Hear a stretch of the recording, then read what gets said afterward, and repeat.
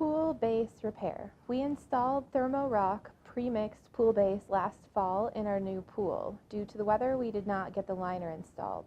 The winter took its toll and most of the pool base is spalled from freezing and thawing.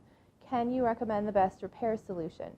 Can we just skim over it? Should we use the same premix? Or do you suggest something else? Your advice would be greatly appreciated. All right, what I would do is before you even worry about the bottom of the pool, make sure the pool is level. If you have the issues, obviously, with frost and freezing because you have spalling, and the spalling only happens because you get the freezing in the wintertime, and the freeze and thaw causes that hard bottom to spall. The bigger concern is what happened under the footing.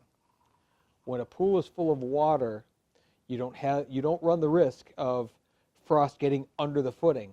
With that pool empty, that shell is empty, it's freezing from there down and there under, which means likely underneath your footings froze.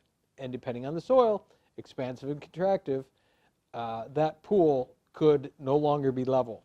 What I would do very first and foremost is make sure the pool is level. Shoot it with the transit, make sure it's level. After that, on the hard bottom, two possibilities. I would first go in there and scrape it. Scrape all of that loose material off and sweep it up, clean it up, dry it out. And you could then do one of two things.